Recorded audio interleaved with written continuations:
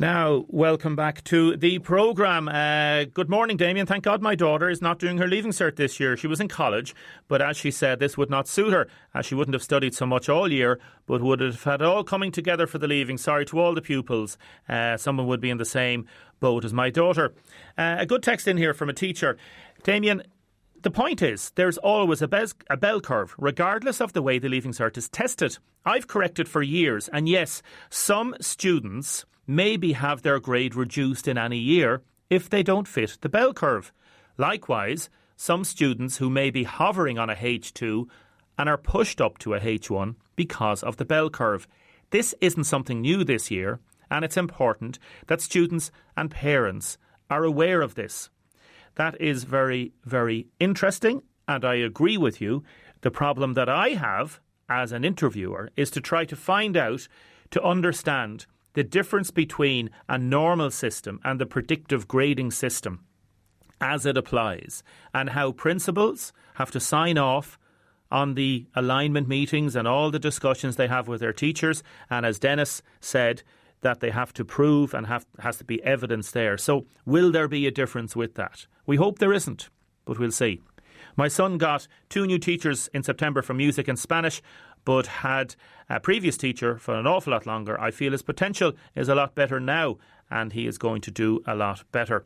Now, we're going to go straight to Tramore Meals on Wheels. Tramore Meals on Wheels, as I have said, they do amazing, amazing work out in Tramore, and all the Meals on Wheels teams around the country, and particularly around Waterford and the South East. So I went out there on Bank Holiday Monday, and I was talking to the Tramore Wheels on Wheels teams, and I spoke first with John Daly, I think it is. His father is in Butlerstown, and he was just collecting a meal for his father.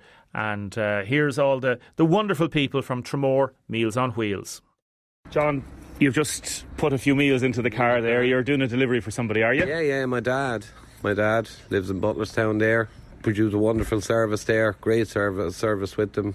You know, my dad loves the whole thing of it as well. Good meals, good food, happy. And with the present climate that we have going on at the moment, COVID and whatever not, we need to keep doing this for him. And what's his name? Safe. John as well. Yeah, is he in good health? Or? Yeah, he's good health. He's 85 years old. So he's good. Yeah. How has he found it? Difficult, obviously. Finds it difficult enough, and because he's a social person too in his own right, and so he finds that quite hard. I mean, we try and kind of keep him going at home, and you know what I mean. So and getting a proper meal. Every day, very and important. A dessert. Yes, very important to him, and there's a lot of routine. There's a lot of routine with it. You know what I mean? It keeps him in a routine with meals. I mean, he's independent. He drives himself. You know what I mean? At the present moment, he's not driving because of COVID. But in saying that, you know, so we're trying to look after him and keep him right. And to be quite honest, we don't want to take his independence from him either by doing this all the time, because eventually he'll throw the car there and say, I'm not doing this, you do it. You know what I mean? Yeah. But you're kind of taking his independence from him at the same time. So that's it with it. Happy. And the lads are very friendly. They always ask for him, and they know him, you know. So that's it, Damien. I'll let you go. And yeah. Thanks very much. Thank you, Damien. Bye now. See you later. Thanks. Good morning. Good morning. My name is Mary Morrissey, and I'm on the committee here in Tramore Community Care Meals on Wheels. How many are on the committee? There's at the minute, I think we're about 8. We have our president, Mary Daly, and our chairperson is Eamon Owens. Eamon works during the day, so he generally is around Saturdays or whenever we want him on the phone or that kind of thing. What do you do here? How many meals would you put out together? We were doing somewhere around the 45 to 50 kind of thing. At the moment, that has increased, obviously, because of the cocooning. We were at about 75. We've come back a little bit. Some people have found that they have different things in their freezers, or somebody else has stepped in to help them out. And that's the meal side of it. And then the centre here is used for all sorts of activities. We have bingo, we have whist, we have an art group, We used to have a sewing group. Hopefully that might start up again. And we've had chair yoga, different little things like that. And obviously a lot of those things not happening at the minute. Oh, absolutely, Nothing, all yes, suspended. Nothing at all happens other than the meals at the moment. And how does people pay? How much do people pay for the meals? €6 a day, and that would be for a freshly cooked meal and a dessert daily. That's really, really good value. Yeah, it is good value, yes. And it's really nice, the odd time we get a taste, and they are very nice, And where do you get all the ingredients? How do you work out your supply chains? Our supply chains are local. Our local butchers, our local SuperValu are fantastic to us. Our vegetables are also local. We have a number of different suppliers, and they've all been very good to us. And are the meals delivered? And are the meals subsidised in the sense that you're not making a profit? You're a not-for-profit organisation. No, we're not. But do you cover your costs? Do you get government grants, for example? We do. We're covered by the HSE. We get a yearly grant every year, and we have other grants that we have got lately under the COVID-19. And then a few people locally have been very kind to us, and we've got local donations. Does it make you proud to do what you're doing at this time? Oh, absolutely. Anytime, particularly this time. Absolutely, it's a privilege. We're looking through the window here now. I wonder who's inside. Who's inside there now? Tell us who's inside there. We have Mandy, who is our main cook, and assisted by Bernie. And then we have Colin Power and Helen Morrissey today. So a couple of those might change during the week depending, but mostly it would be Mandy, Bernie and Colin 5 days, and then Helen is there 4 days. Let's see if they'll come out again. Hello ladies. How's it going, and gents? Hello, David. Come out here for a quick second now. Come on out for a second. Come on, I'll stand here. What's it like working here? What's it like working with them? Are they a bit contrary, or are they all right? Very enjoyable and very rewarding. Is Colin actually a good cook? He's all right. On the border. Yeah. And would you have little discussions about what you're going to do every day? We certainly do. How does it work out? How do the menus work out? We plan every week. The same every Monday, the same every Tuesday. They get the same meal. And who's the head chef here now? No head chef here. No head chef. A team Mandy, effort. What's your name? Mandy Farrell. And how long are you here, Mandy? Why do you like it? 16, 17 years. Wow. The hours suit when you have kids. But the atmosphere, it's the whole crack. It's not like work at all. We get paid. Yeah. But it's the whole atmosphere. There's a great buzz in the kitchen, and since Colin has come along, it's gone downhill. He's blushing there now. Colin, come here, come out to us. I'd say there's some crack inside, is it? Yes. You wouldn't want to have a thin skin. You definitely wouldn't want to be sensitive anyway. It's a great place to work, to be fair, and I've met some great people down here, as well as the people working here, but the committee and everybody's fantastic, and the customers or the clients as well they're all great. And there's a great atmosphere, and the volunteers. The recipients, that's the word. Yeah, recipients. He's been Looking at practicing this all people, morning. I suppose people are just so happy to get a lovely meal and to bring it away with them, Helen, isn't it? Freshly cooked. Yeah, because I've only joined really since COVID-19. all of this started, and I was kind of the first, lost my job due to this and kind of joined on. But what were you working at? In a restaurant, a kind of patisserie kind of thing. But it's nice to be helping out and still be able to keep busy, and it's to see how many people value needing the meals and everything, so it's fab. She brought an extra touch now. Oh, I won't say class. Palate has been well looked after. Plenty of pastries and desserts and sweets. Yeah. But what we try and do is to make it the transition from where they actually need help to take the Meals on Wheels, that we make it as easy as possible for them, that we take all their dietary requirements, their likes, their dislikes into account. If they fancy a curry, we do that for them, a salad. We just make it as easy as possible for them. And it can't be done without the volunteers. The volunteers is key to this, to Meals on Wheels. Have you any favourite meal or dessert? Oh, the bread and butter that Colin has perfect it. Is he good at the old bread and butter? Very good. He added his own touch to it. All right. A secret ingredient or Yes. Oh, very much. Yes. Can you reveal it here now? Can I, Colin? You can, Go on. A little bit of rum now and again. It gives it a little kick. Pass on the- Gives it a little kick.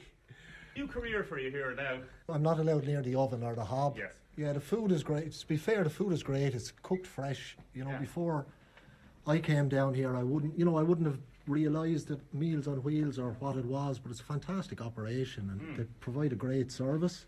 Yeah, there's some food going out there now. Fabulous. I spoke to somebody coming there a few minutes ago. Yeah, but I think it is the quality is unbelievable. Yeah, and it's all fresh. Yeah. You know, so that, Dunphy's Fruit and Veg, Tom the Butcher, Super Value, Lidl, and then we'd Country Style, Manor Farm, and Flanagan's Fish. Dunphy's Fruit and Veg, yeah. Can anybody apply for the meals? As far as there is a need for somebody to have a meal, the Yes. need can be any kind of need. Mainly it's for our seniors, but some people are maybe disabled in some fashion very quickly for some reason, like for instance, have to go to hospital, maybe somebody left behind who can't cook, or indeed somebody who comes out of hospital who's just not able to cook either any longer or maybe for a short period. We'll look after meals for say maybe a week, month, whatever. But it's generally anybody who has a need at the moment.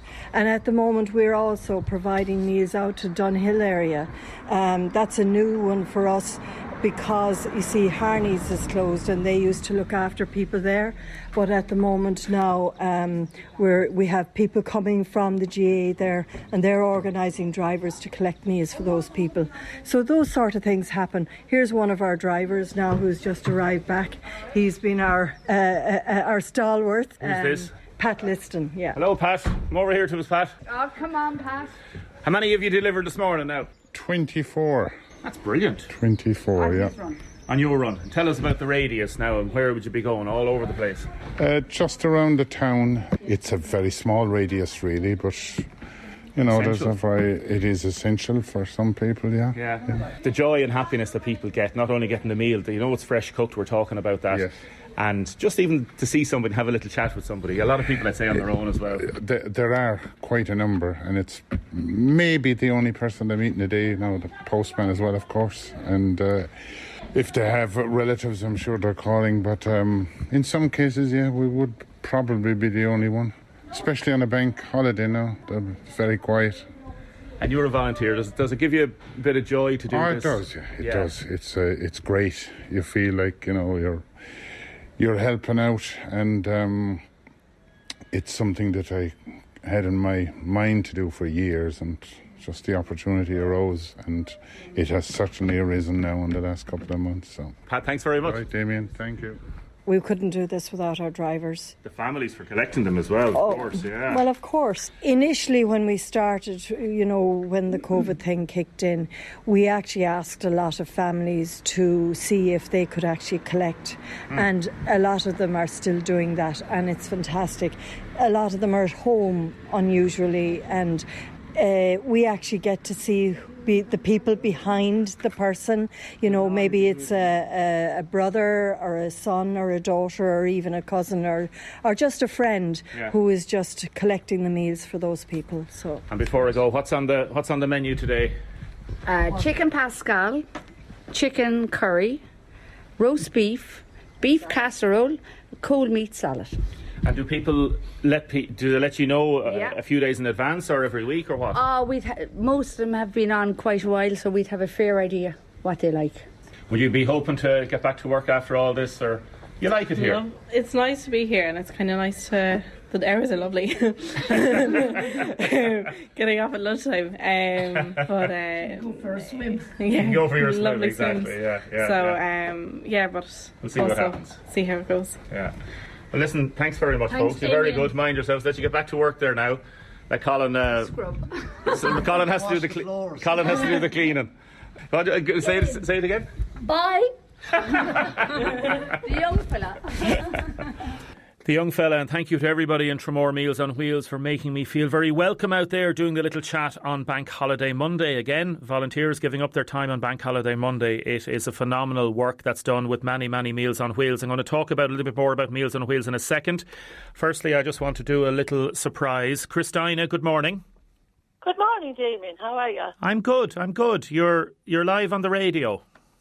I bet I am, yeah. How are you today? I'm good. You're going to give out to your children now about this, but they got in touch with me and they asked a little surprise for Mammy. So, Christina Tobin, happy 70th birthday. Thank you very, very much, Damien, and good luck, and thanks for doing it for them. You're very good. You're down in Ballin Road. And down in Ballin Road. You know my husband very well. I do. And you have 5 children. Soccer, of course. 3 boys and 2 girls and lots of grandchildren and daughters-in-law and son-in-law. And I know a lot of people would know you around because you do a lot of baking, and you used to sing at Mass for years, and you cooked and baked and delivered to many businesses around. And as somebody else texted in, an amazing, beautiful soul of a mother and a true best friend to all of us. Isn't that lovely? Lovely, yes, fantastic. Yeah. So how are you getting on? Great, thanks, Damien. Good to be alive in this coronavirus, and sure. Great to be alive anyway, isn't it? And enjoy the day. Exactly. Yeah. Well, you enjoy the day. Yeah. Christina, thank you so much. Good to talk to you. Thanks, Damien. We'll talk to you soon. And thanks. Keep up the good work, okay? Thank you very much. Appreciate it. God bless. Take it easy. Thank you. Bye-bye. Bye. Christina Tobin there from Ballin Road. And thanks to Emer and Muriel. And I know Mammy will be a little bit embarrassed there about that, but it's lovely to do that every now and then. Special mention to all the Meals on Wheels people. I didn't get a chance to talk to Annette McNeil, I think it was. And then also I had a little piece with Mary Daly afterwards as well. And I know everybody wants to wish Dolores O'Gorman, and can't wait to see Dolores O'Gorman, the transport manager, back soon. So thanks to everybody with the Meals on Wheels in Tramore. And to all the Meals on Wheels teams, not just in Waterford, across South Kilkenny, Carrick, across South Wexford, all the great work you do. Fair play to you. Keep your texts and comments coming in. We've a lot more coming up in the show. Now, have you lost a donkey? There's a donkey wandering around my parents' backyard this morning. It's very friendly. It's been fed well. It's in Ballyvad in Portlaw near the 5 Crossroads, if anyone owns him. So if you've lost your donkey, let us know, please. 083 3333 975. I was on a donkey once. Talk about that another time. Damien, I think the government is doing good in this present climate. The government had no choice but to take over the private hospitals. I don't agree with Sinn Féin giving out about the deal. It had to be done, says this person. Good morning, says Jack. Some rats drinking in Ballybricken in different areas around there, and asking about rats coming around. Here's an interesting one about the Black Lives Matter protest planned for Waterford City and other parts of the country this Saturday. People are worried that, some people are worried, says this texter, that all the good work that's been done over the last few months in suppressing COVID-19 could be undone in one day. So that's something we're going to look at tomorrow and on Friday. Whether people think the restrictions are working. Obviously, we only had 10 new cases yesterday. Whether they think they should be eased a little bit quicker. Whether the protests or anything like that are being treated equally. So some Debenhams workers would say, well, they obeyed the restrictions and the guidelines, and some of them were told to move on. Obviously, with the protest in Dublin, where the Gardaí say they're now investigating that. We've Gemma O'Doherty going around and with her group. What are the guards doing about her? So there's lots of different issues around this. We're going to discuss this the next few days. Get your texts and calls coming in about it. A lot of people have been on about rats, saying that dumping rubbish around, abandoned housing, that's the reason for many rats. Also on footpaths, we have to make sure to clean up after dogs and things like that. Any kind of rubbish around there. I'm living in Hillview, said this person. We had 6 rats. They were in the ceiling in the kitchen. We did everything to get rid of them. They got into a cavity in the wall and died. The smell was horrible. My son-in-law had to get through the wall to get them and get them out. We got a company, Rent-A-Kill, came in and solved the problem. People will have to stop throwing food out, bread and food, into the greens for the birds. That draws them over to the houses. That's something that should be done. Stephen here in Tramore, I've had 20 rats caught since last summer in the attic. Would it be possible to get Matty Ryan's number for advice, please? Another person saying they had rats in the back over the last few weeks, and the City Council came and did some, but this person felt they could have done a bit more, and he had to get a councillor to try and help. Also, other people talking about bins overflowing in public parks. They can attract rodents as well. We're not going to give out Matty's full details. He has a Facebook page called Drain Repair Services. So if you want to go on Facebook, Drain Repair Services, his number is on that. And as I say, he does some good deeds for people. He obviously is trying to make a living as well. So he has helped out elderly people, people that have been cocooning over the last 12 weeks, and also frontline emergency workers. And Sean phoned into 051846 to say 051846 123. He had a rat problem. He was told put the bedding from under a ferret in the attic, and that worked for him. So he got a ferret in, and that worked for him.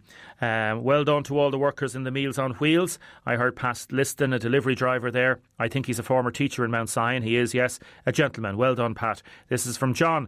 John is listening on the app in Dublin, working from home. John, hello to you and to everybody that's listening, that's from or connected with the Waterford area, that's not in Waterford, whether you're abroad, whether you're in Dublin, whether you're in Newtown Kennedy, across the country, or Slovenia.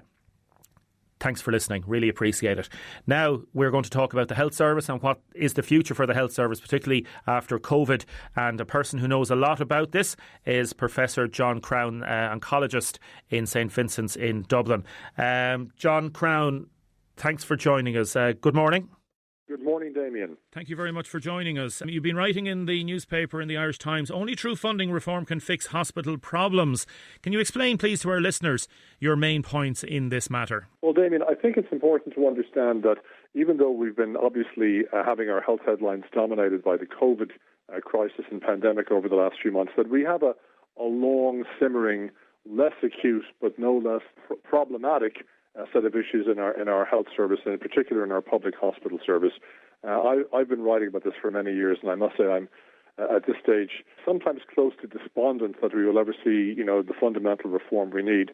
It is well recognised that we have probably the longest waiting lists in any of the developed countries for routine hospital care. We have the smallest number of specialists per head of population of any country for nearly every specialty for which records are kept in the Western world. The combination of all of these things is that despite the fact that we have really excellent nurses and doctors, it is so self-evident that our nurses, our doctors, our physiotherapists, the people we train here, are in great demand around the world because of their skill and their dedication, that collectively the system they work in is delivering a poor quality product to our public patients. And in my public practice, especially in the last few years, I find myself apologizing on a near daily basis to patients who cannot understand why their scans can't be done in a reasonable period of time, why they can't get those consultations with other specialists done in a reasonable period of time, why they're waiting so long for issues relating to beds, etc. In some situations in Ireland, waiting lists for some specialists, they're so long that the service effectively doesn't exist. If you're waiting, as I saw a patient recently, several years to see a pain specialist for a chronic pain problem, there's a major problem. Can I ask you, John Crown, what system do you think might work better than we have in Ireland at the minute? You mentioned about the German model of social insurance. Do you think this might be a better way of working? Well, any place where they have it works extraordinarily well. It's a similar system to what they have in Germany, in Canada. They have a system somewhat like it in France and in many other countries. But basically, I'm a big believer in socialized healthcare. I believe in the idea that we're all in this together. People should get access to healthcare based on need, not based on their ability to pay for it. And I think Germany is the best example of this. The German system has survived since the 1880s. It was Bismarck who brought in the German system, and in truth, it probably wasn't because he was thinking, in terms of altruism. It was because he was afraid of the specter of communism, which was starting to rise with the writings of Paul Marx. And he reckoned that it was important to give people a social security net. And he brought in the first pension program, and he also brought in the best and the longest-lasting healthcare system in the world.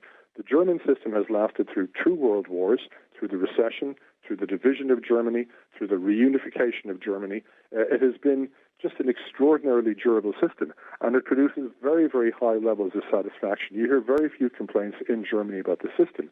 It is a little more expensive, but it's very efficient. In Germany, everybody must have health insurance. The health insurance is deducted occupationally at source. When you get your salary, a deduction is made for your health insurance. If you're rich, you pay more. If you're poor, you pay less. If you have no job, you get it for free. But at the end, everyone has the same access to the same system. Some people may choose to take their insurance to a state-run hospital, to a hospital run by a university, to a hospital run by a charity or possibly by a religious group, or they may choose to take it to an entirely private hospital. That is their right. The insurance is transportable. But in the end, everybody accesses the same system. It is single tier.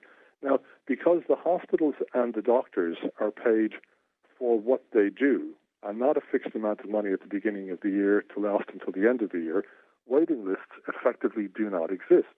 And if you look at other little downstream effects of that, when we faced into the COVID corona crisis in Ireland, suddenly there was panic in the eyes of the Department of Health and the HSE, because although they had been warned for decades, including by me in the Shannon, that we had a catastrophic shortage of intensive care beds, they suddenly found themselves facing into this crisis with the lowest number of intensive care beds in the Western world.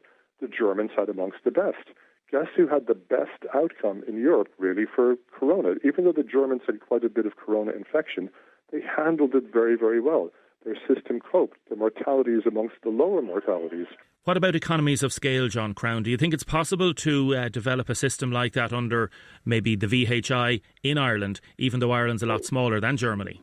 Well, one of the extraordinary things, Damien, was the fact that in 2011 we had an election, and two of the parties went to the people proposing as one of the key planks of their electoral policy, of their manifesto, that they would introduce this kind of reform into Irish healthcare.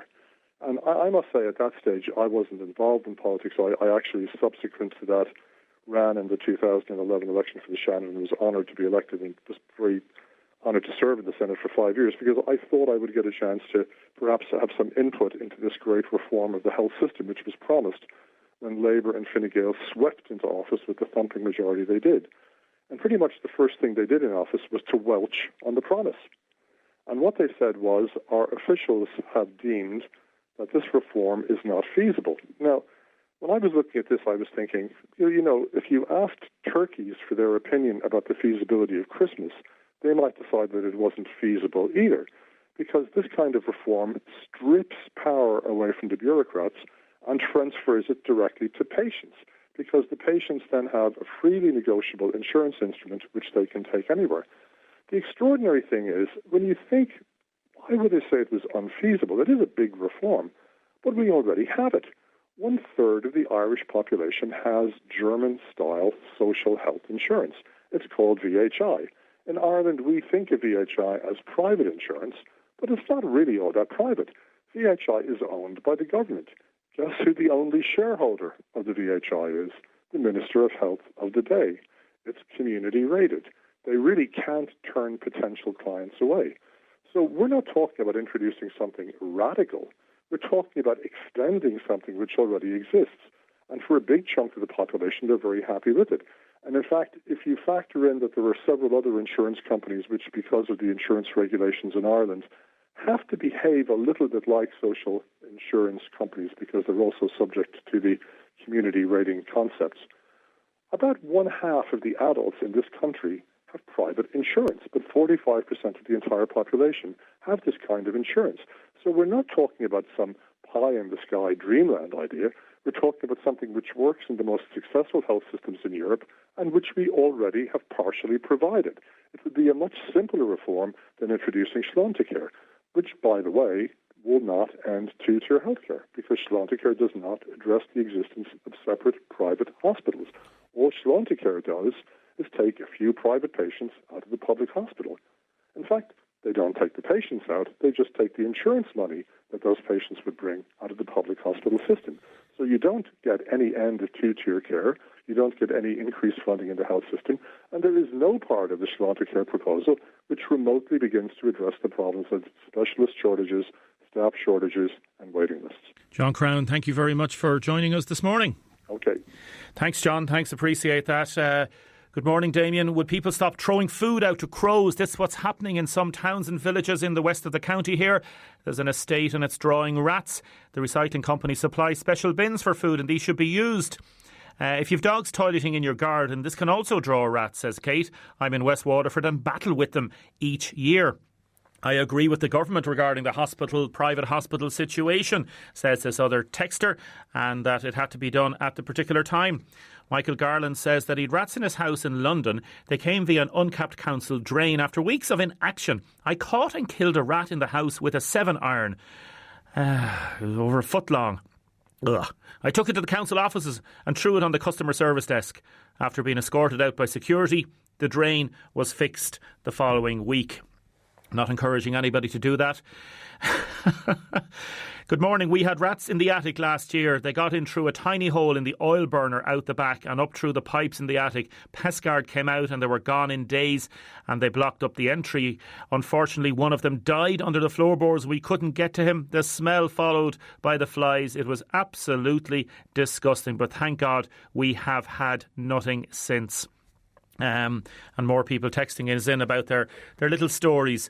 We might come back to those later. Next, what would you have to say if you were stuck on a cruise ship for 66 days? Now I'm going to talk to Peter Smith in a minute. Good morning. Every garden has a brown bin with waste food in it.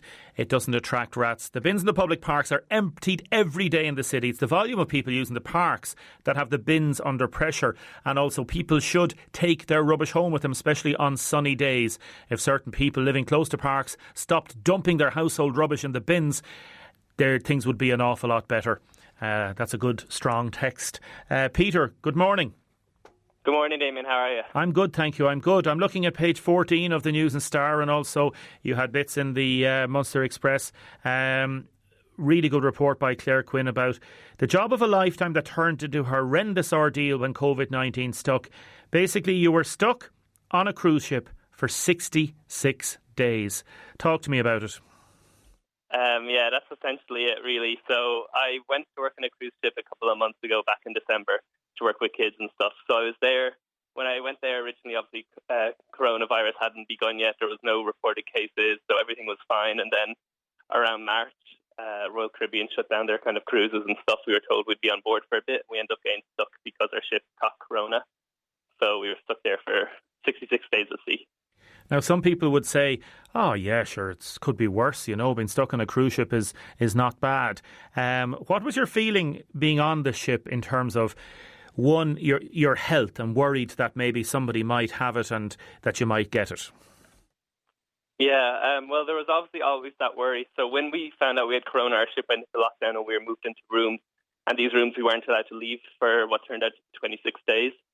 So at that time, the people who were catching corona were the people who were bringing us food to our doors and stuff. So we had food left outside our doors 3 times a day, water and stuff. And these were the people who were still kind of catching it for the following weeks after that. So there was always that fear that stuff coming into your room could be contaminated anyway. You could catch it that way. There'd been, people taken off the ships really sick and everything. So yeah, there was definitely that fear, obviously, always of if something happens, I'm on a ship in the middle of the sea and I can't go straight to a hospital or anything. Yeah, so that was there. And what did you do to try and keep your spirits up and keep your sense of humour going? Because it's a long, long time, 66 days. Yeah, I tried to make light of it a lot anyway. So like a lot of my friends in the ship, we kind of made jokes. We made a big deal about every mealtime. So if a meal would come around, we would call each other. We had phones in the cabins. And we would discuss the meal in like real detail and just go, almost treat it like it was a review of like of some establishment. So stuff like that. Talking to my friends at home and stuff, I managed to call them a bit sometimes, and just get busy that way. Yeah, and in terms of not getting on each other's wick and basically trying to manage each other's company, I presume you had times on your own that you needed to be on your own and others that you needed company? Yeah, definitely. There was days where I would just kind of lie in bed. I wouldn't get out of bed at all, keep the curtains closed, because I just didn't feel like doing anything. Because at that stage, when we were about 20 days into the lockdown where we were in our rooms, we had no idea how long we were going to have to stay in that room for, and it felt like we were never going to get out. So there was definitely those down moments.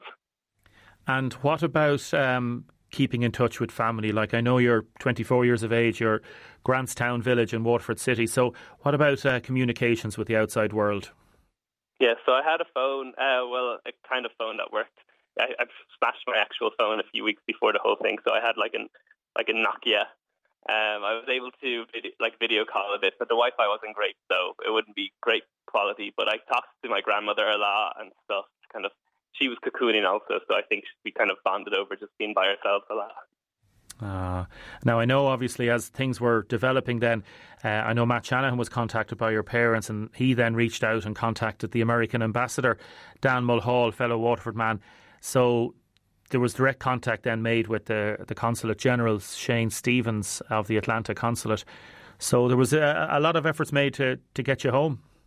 Yeah, definitely. Yeah, I don't think I would have been home as quick if it wasn't for them.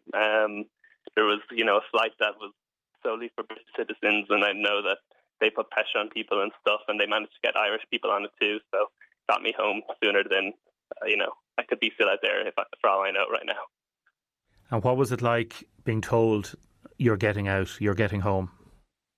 To be honest, it wasn't a relief because there'd been so many flights that had been cancelled and people who had thought they were getting home and stuff. So it wasn't until we lifted off on the runway that things felt real, that we were actually coming home.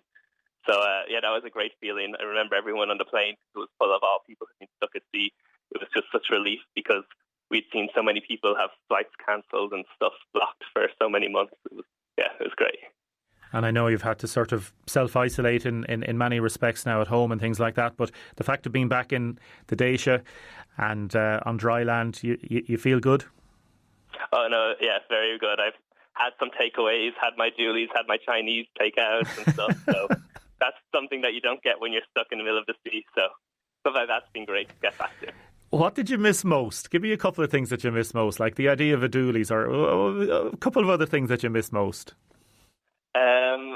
It's kind of hard. I suppose just the chatter of the neighbours, it's kind of different being away and stuff, and when you get home and everyone's just kind of that, that there was only one other Irish out of 2,000 on that ship, and I never had met him my entire time on the ship. So it's just great to hear Irish accents again and kind of, that sort of stuff. Are you going to go back working on cruise ships? I don't think so, no. I think I'm going to be keeping my feet on land for a while now. Listen, hello to your parents and to all the family, Peter. It's lovely to talk to you, and well done to Matt, and I know Dan Mulhall as well, and welcome back. Thank you. Thanks very much, Peter. I really appreciate it. Peter Smith there from Grantstown Village in Waterford about his 66th day. Would you call it a cruise ship nightmare if you're stuck on a cruise ship? I suppose there are things on the cruise ship. You'd have unlimited food. The Wi-Fi speed was amazing, as you said. It sounds silly, but it opens up entertainment while self-isolating right now during the time. But you're stuck there and you don't know when you're going to get home. You don't know if it's going to be on. Interesting one. Let us know. Would you go on a cruise holiday now? Would you think you give it a go? Now, finally, our last little bits about the rats. So I'll come back to that in a second. Eleanor Tess sent me a message on Facebook. It may have been found now already, but just to let people know if it hasn't. My brother's a frontline worker. He works at UHW in security. He had his bike stolen from the side of the house over the weekend. He only missed it yesterday morning. I think this might have been Tuesday morning. It's a black mountain bike with green stickers. Please keep a lookout around the St. John's Park area or anybody else. He works 12-hour shifts and the bike was essential for him getting to and from work. So Eleanor might get back to me about that, and there might be some message about that if anybody has found that bicycle. Next, we're going to be talking to one of Waterford's great sporting heroes. 25 of Waterford's great sporting heroes. The votes are now being compiled. All you have to do is text the word hero and the name of the person that you want. There's 25 on the list. Text it to 083 3333 975, or you can vote on the WLR FM website. I think there were 2,500 votes up until yesterday. Next, we're going to be talking to one of Waterford's greatest ever camogie players. Now I am going to talk to Beth Carton. Good morning, Beth. Morning, Damien. How are you? I'm very well, thank you. It's lovely to talk to you. You're 22 years of age. You're living up in Hillview. I know you've just finished studying your PE and geography course. This is part of Flahavan's, the wonderful thing that we're doing with Flahavan's Waterford's 25 sporting heroes. You've made the final list. How do you feel about that? Yeah, look, I suppose it's absolutely crazy to see the people that are on the list. And as you said, I'm only 22, so look, absolutely honoured to be there, but very shocked as well. It is a great honour to be on that list. As you say, there's a lot of people that aren't on the list. For example, Paul Flynn's not there and many others. And to get the list and get on the list is phenomenal. So just to remind people, you're a De La Salle player. I know the family has been steeped in the GA, synonymous with the senior camogie of late. And you've played and won so many grades up through the years. Tell us how much camogie means to you. Look, I suppose it's everything really. Since I was young, I suppose it's all you do, and your whole life, I suppose, revolves around it. At the moment, it is obviously quite different, but it's definitely, look, it's what I love to do, and you make so many great friends and have nearly all your good memories are through camogie with the friends you make. So look, it's certainly everything, and I just love playing it. And how have you found the last 3 months? Are you out the back pucking around a little bit, or have you managed to try and keep the fitness up a little bit? Yeah, look, I suppose it's very different, and everyone's in the exact same boat. It's just trying to keep tipping away with it and try to keep the fitness base there as well for whenever we do go back, and more for the mind as well, just to stay going with it and make sure that you're, I suppose, well, both physically and mentally as well. I know you're a very modest person because, awarded Munster GA Camogie Player of the Year, become Waterford's first player to be awarded an All-Star 2018, again 2019, top scorer in the Senior Championship. Then you went to New York last year, was it, with the All-Star touring party? So far, Beth, it's been phenomenal, and the game has been good to you, but you work hard at it and you give your best on the field. Yeah, look, and I've been very lucky with some of the players I've played with and the managers I've had and the coaches through De La Salle and through Waterford. And look, you're only as good as the people around you as well. And I certainly know that. I've been hitting the frees and stuff, and you're only hitting the frees because other girls have won those frees as well. So look, we know, and there's a great, I suppose, but with De La Salle and Waterford, there's a great team camaraderie there, and that's very important as well. Yeah, and I know you're applying for jobs now, is that right? yeah, that's the way at the moment now. Well, I hope you get a job, and I know you're going to do well in this competition, if you want to call it like that. It's great to be there on the list anyway and see how it goes. Beth, thank you very much for talking to us this morning. No problem. Thanks very much, Damien. Thanks very much. That's Beth Carton, who is on our list of 25 Waterford's top sporting heroes.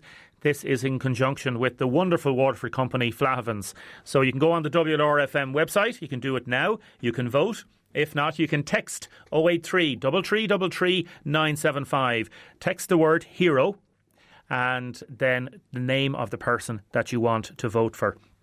And we will compile all those votes. And we're going to try to have a different person every day. And at the end of the month, we're going to have our award-winning ceremony. We'll decide what to do then.